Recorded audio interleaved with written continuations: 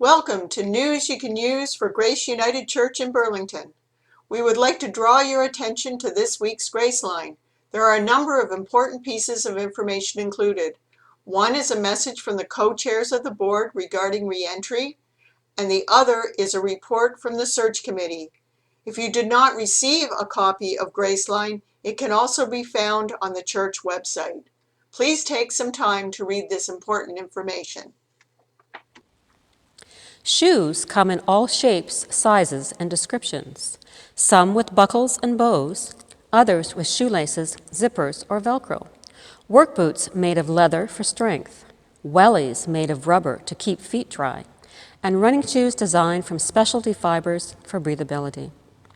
And then there are the specialty shoes, from skates with blades to ballet slippers with ribbons, and those made of wood. Now, think about all the different individuals who wear those shoes, spanning the full spectrum of humanity. Toddlers in their first baby shoes, surfer dudes in flip-flops, winter adventurers sporting snowshoes, to those from all walks of life wearing their everyday shoes. And then there are people like me who need shoes that can accommodate orthotics. My shoe comfort level ranges from Birkenstocks to running shoes and hiking boots. Any heel over an inch high, and I start to panic, thinking I'm going to tip over and break an ankle. I shake my head at my female counterparts who wear stiletto shoes when doing jobs better suited for Doc Martens. I am rarely comfortable walking in someone else's shoes. The founders of the International Men's Walk, Walk a Mile in Her Shoes, know this discomfort well. Created in 2001, this initiative of men and their supporters publicly walking in women's high-heeled shoes is a visual way to actively confront gender stereotypes and expectations, to reveal and consider underlying causes of men's sexualized violence against women. Men walking in women's stilettos is uncomfortable, even painful, but that's the point. Education events like this get conversations started, expose a multitude of perspectives and perceptions that hopefully will lead to positive actions and meaningful resolutions. Hi, I'm Catherine, one of 6 members of the newly formed Affirming Ministry Committee at Grace, and we are looking for additional members from Grace to join us. In line with our inclusion core value, this committee will facilitate Grace becoming an affirming ministry. What is an affirming ministry, you ask? In short, an affirming ministry can be described as a community of faith within the United Church and among its partners that publicly declares its commitment to inclusion and justice for people of all sexual orientations and gender identities.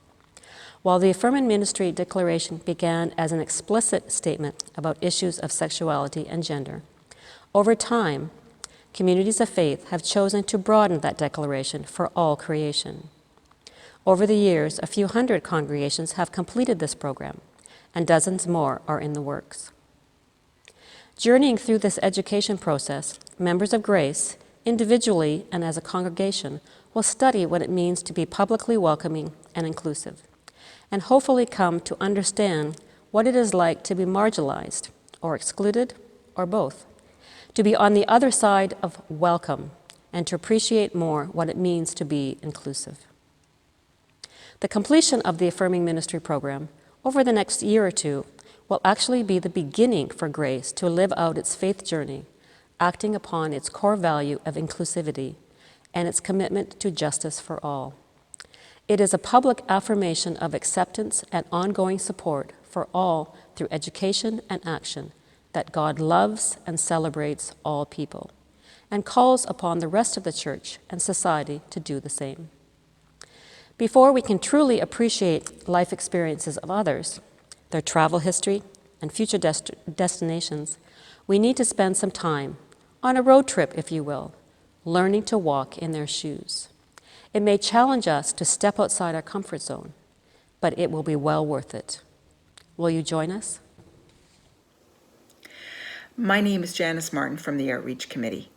In June, the federal government announced the creation of a new annual statutory holiday known as the National Day of Truth and Reconciliation, to be recognized on September 30th.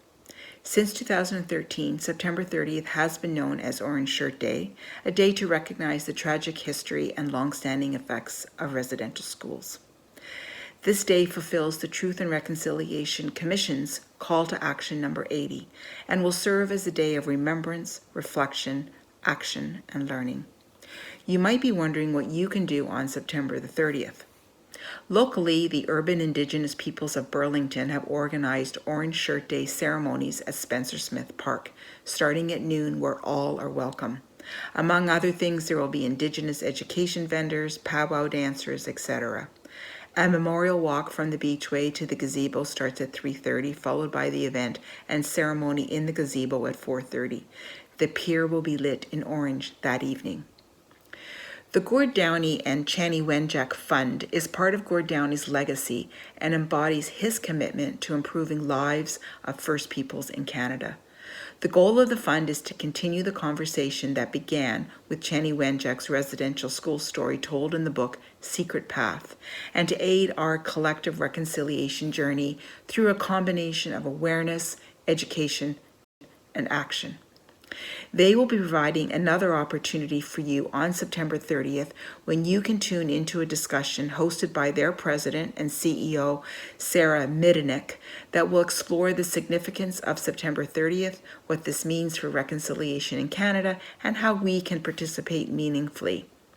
The discussion will include notable speakers, including Bob Watts, former interim executive director of the Truth and Reconciliation Commission, Harriet Visitor, Chanie Wenjack's niece and Downie Wenjack Fund board member, Blair Cunningham, Orange Shirt Day Society member.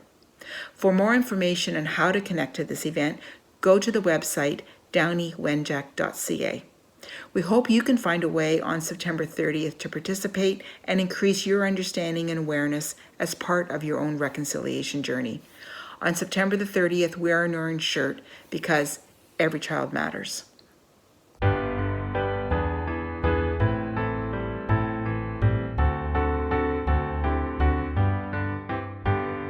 Come in and sit down. You are a part of the family. We are lost and we are found, and we are a part of the family.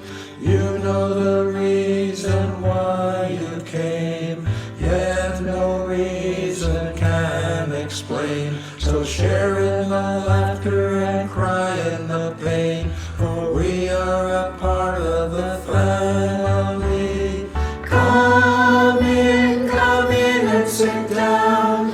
You are a part of the family.